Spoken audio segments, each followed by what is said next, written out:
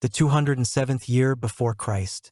For 12 years Rome had been at war with its mighty adversary, Carthage, and its great general Hannibal Barca. The Republic managed to recover from the terrible defeats of the first years, but the situation in Italy remained unstable. The efforts of consuls Fabius Kunktator and Claudius Marcellus Hannibal was locked in the south of the peninsula, and the capture of Capua Romans marked the interception of the initiative in the war natives of Latium. Surpassing the enemy qualitatively and quantitatively, the Romans forced Hannibal to retreat further and further, gradually strangling the enemy. And yet about the victory of Rome to talk was too early. In the city came bad news. In Italy, with a large army, was going to visit Hannibal Barca, Hannibal's brother. Over the Republic again thickened clouds. Hannibal urgently needed reinforcements, but given the dominance of the Romans at sea, they could be transferred only by land, the way that once already passed Hannibal through the Alps. The Carthaginians still had a chance to change the course of the war in their favor. All hope remained in Hasdrubal, commanding the Carthaginian forces in Spain. Like his brother, Hasdrubal was brought up in the spirit of hatred of Rome, having received a classical Greek education and passed a brilliant military school in Spain under the command of his father Hannibal Barca and his associates. After the outbreak of another war with Rome and Hannibal's departure with his army to Italy, Hasdrubal took his place in Spain. Holding the area was critical to the entire course of the war. It was the most important region for Carthage and the Barcids themselves. In Spain they acted virtually as full masters, freely using the income from the silver mines, recruiting troops from local tribes and Punic colonists, training and rallying them. Not surprisingly, the task of moving and deploying another field army in Italy Hannibal entrusted to his younger brother. However, things in Spain in Punici went a little better than in Italy. The Romans clearly understood the importance that Spain had for the enemy, and a year after the outbreak of war, sent to the Peninsula Expeditionary Corps. Here again showed the strength of spirit of the Romans. Despite a series of defeats, they managed to gain a foothold on the coast, and after the arrival of Publius Cornelius Scipio Jr., the future winner of Hannibal at Zama, the Romans very soon gained control of most of Iberia. The position of Hasdrubal complicated by intrigue in Carthage itself, the power of Barcids tried to challenge their political opponents, and to help Hasdrubal sent then one, then another commander, dividing his forces, seeking to reduce his influence on the troops. For this, the Carthaginians paid a heavy price, losing almost the entire region. To remedy the situation, something unconventional had to be thought of. Hasdrubal decided to make a move with an elephant and go to the aid of his brother in Italy. Deployment of another full-blooded army in Italy could seriously complicate the life of the Romans, but it was necessary to get away from the pursuit of the relentless enemy, cross the Pyrenees, pass Gaul, and most importantly, to repeat the feat of his brother and overcome the once considered impregnable Alps. To move to Gaul, Hasdrubal used the passes in the western Pyrenees, more distant from the goal of the march and less convenient, but that is where the Scipio certainly not waiting for his appearance. Having successfully overcome the mountains, Hasdrubal appeared in Gaul and again went on a long, but unexpected for the enemy. Instead of a lightning march along the coast, where he could be waiting for the enemy, the Carthaginian army went into the heart of Gaul, where it was quartered in the territories of the Arverni. The Punic commander wasted no time in attracting hundreds of Gauls under his banner and lavishing them with lavish gifts. During the winter, contrary to expectations, Hasdrubal's army not only did not thin, but also was replenished with fresh forces. It was time for new feats. Barely in the Alps thawed snow, as Hasdrubal with the army began to remove from the winter apartments. The march to the south was made in early May, when most of the passes are not yet passable for troops. The brilliant organization of the march and the benevolence of the local tribes, convinced of the peaceful intentions of the Puns, made the crossing relatively easy. At least, the sources do not mention any difficulties comparable to the passage of Hannibal 11 years earlier. As soon as he found himself in Cisalpine Gaul, Hasdrubal began to replenish his army at the expense of local tribes, acting persuasion and wringing coin. Thus, by the opening campaign of the 207th year before Christ, the Second Punic army was much stronger than the one that left Iberia. But the commander, like his brother, had to contend with the most perfect military machine of his time, the basis of which was not a Celtic or Spanish mercenary, but a simple Italian farmer. Gaius Claudius Nero and Marcus Livius Salinator were appointed consuls. The choice of candidates was of particular importance, because in the previous year, both consuls ignominiously died on the battlefields, so that the new consuls had a special responsibility. Gaius Claudius, despite his young age for the consul, already had extensive combat experience in fighting the best commanders of the enemy. He participated in the capture of Capua, and then was sent to Spain, where he fought with Gasdrubal. Perhaps this was the decisive argument for his appointment. The second consul was a personality even more interesting than his colleague. Marcus Livius Salinator combined the qualities of a true Roman, a sense of duty and dignity, extraordinary intelligence, courage, and disregard for external glitter. Once declared a plunderer of the people's wealth and went into voluntary exile from the Republic, was now called back to the service of the people, who once doubted his honesty. A year before the outbreak of war with Carthage, Salinator was sent with an army to Illyria. For the past dozen years, it was still the most brilliant campaign of the Romans. Then the consuls were honored with a triumph, but further things went completely out of plan. The magistrates were accused of appropriating the captured booty. Salinator was forced into exile, and the main witness against the consul was the young Marcus Claudius Nero. Needless to say, relations between the two were strained. If emotion had prevailed over reason, the fate of the Republic would have been in the balance again. But there were no better candidates in Rome at that moment. We had to rely on the prudence of the generals. At the end of spring, Gasdrubal crossed the Po River and moved to Placnia, a Roman colony. The fortunate location of the town, which could serve as an excellent base of operations in the north, tempted Hasdrubal to begin a siege, instead of going to join his brother to the south. Peanut, however, was not to the teeth of the Carthaginians. Having stood at the walls of the city for several weeks, the commander realized that only wasted time, because the army of one of the consuls, Marcus Livius Salinator, was already marching north. Precious time was lost, and Placnia remained in the hands of the enemy. The strategic initiative was in the hands of the Romans. Having lifted the siege, Hasdrubal moved to the southeast, expecting to skip along the coast to the south and meet his brother. But it wasn't that simple.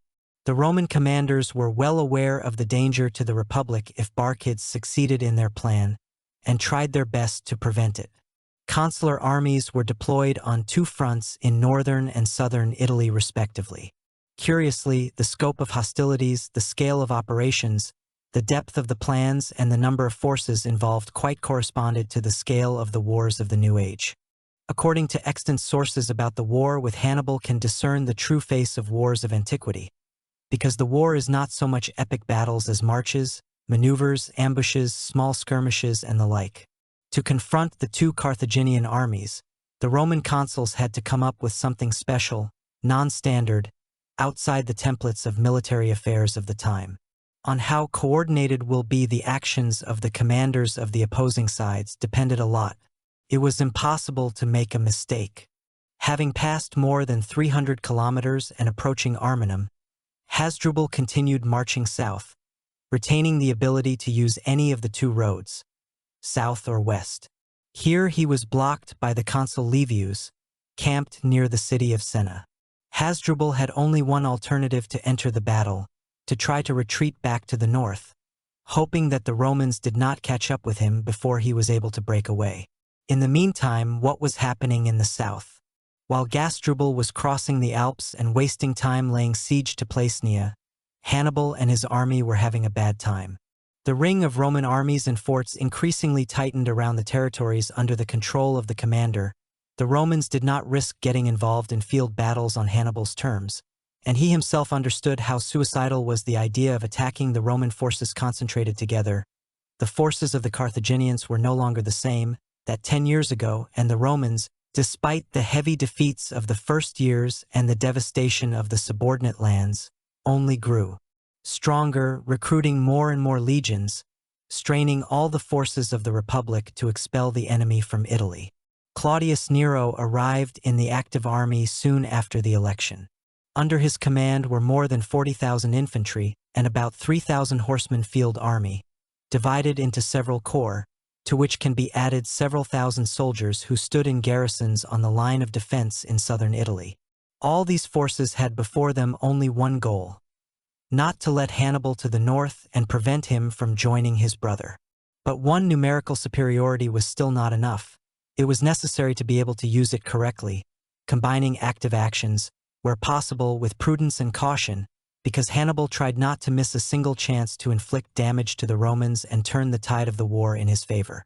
In mid-spring, Hannibal decided to undertake a new offensive to the north, breaking out of Bruttium and Lucania in central Italy. The route chosen by the commander lay through the city of Grimentum, which, if captured, could serve as a support base for action in Lucania or at least bait for the Romans. Nero well understood what it threatens, and forced march caught up Hannibal at the walls of the city. If you believe the Roman historian Livy, there was a battle in which, thanks to tactical cunning used by the consul, the Romans were able to turn to flight the army of the Great Punic. The course of the battle was decided by 5 cohorts and 5 manipulas, directed by Nero to bypass the left flank of the enemy. At the decisive moment, when Hannibal, it seemed, that managed to stabilize the course of the battle and could try to seize the initiative, a detachment of Romans handed in the ranks of the Carthaginians from an unexpected side and turned them into flight. Modern researchers question the veracity of the story Livy, and yet we can state that in Campania Hannibal failed to break through, which means that Nero methodically and systematically achieved his goal. In the end, Hannibal went to Apulia, where Nero camped and waited for news from his brother. Nero did not lag behind him a step.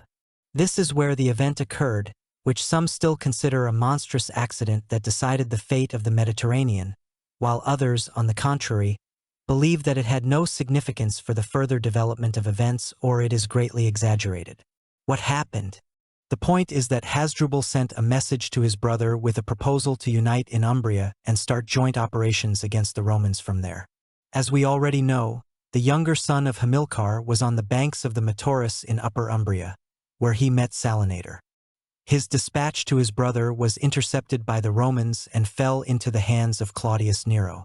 And if before this consul could very relatively speculate about the plans of the enemy, now everything became clear. But how could it help Nero, who headed the southern front in Italy, the only purpose of which was the gradual strangulation of Hannibal in Apulia, Lucania, and Brescia? This is where the military talent of the consul, who not in vain compared with Scipio himself. After reading the letter Gasdrubala, Consul Nero decided on an original and unconventional maneuver. Choosing infantry and horsemen from among the most experienced and hardy soldiers, the first night after receiving the news, he secretly left the camp and went north to help the second consul. It is noteworthy that the consul did not reveal the plan of the conceived operation, even to those he took with him. According to legend, the detachment went to a neighboring city in Lucania, which is in the hands of Hannibal's supporters, and only having withdrawn a sufficient distance, the commander revealed the real purpose of the campaign. It is interesting how the march was organized. The soldiers had with them a minimum of luggage to move as quickly as possible, and supplies and everything necessary for the soldiers were given by the inhabitants, enthusiastically welcomed their defenders along the way. In addition to supplies and submarines for the infantry, the army was joined by volunteers from the villages Nero's soldiers passed by. Only the youngest and toughest were chosen. Most likely, the march took place on horseback.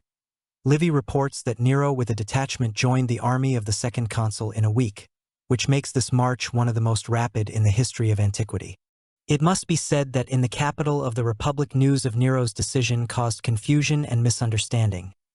Many considered it criminal to throw the remnants of the army in Lucania at the mercy of Hannibal, leaving his soldiers at the mercy of fate. In fact, things were different. Against Hannibal remained 30,000 army, still quantitatively superior to the enemy, led by experienced commanders, Legate Quintus Catius and Fulvius Flaccum. Relying on the opinion of the Senate, Nero would never have been able to realize a daring plan, but the consul took the risk. In the second decade of June, consuls joined on the shore of Metavra. For the purposes of conspiracy, Nero entered the camp under cover of night, but Gasdrubal still learned about the arrival of the Romans' reinforcements. Suspecting something wrong, Hasdrubal sent scouts to the camp of the enemy. At first nothing caused no fear, but then the Romans gave themselves away. In their camp now trumpeted twice, not once, as before, a sign that the camp is present both consuls. Hasdrubal decided that his brother was defeated, and now against him acted at once two Roman armies, fighting with which was pointless. Not thinking long, he decided to leave, saving at least what was left of the Carthaginian troops in Italy. A few hours before dawn, Hasdrubal with the army left the camp, intending to pass along the course of the Metaurus, cross to the other side and move north. But everything did not go according to plan. In the confusion of the army left the guides, and Punizzi had to sneak blindly, not knowing the location of fords and crossings.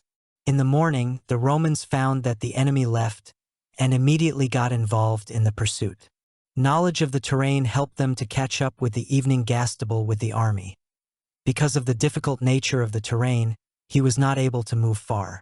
Carthaginian commander wanted to set up camp, but then on the horizon loomed on the horizon of the main forces of the Romans, already built in battle order. The battle, the outcome of which was more important than ever for the entire history of the Mediterranean, became inevitable.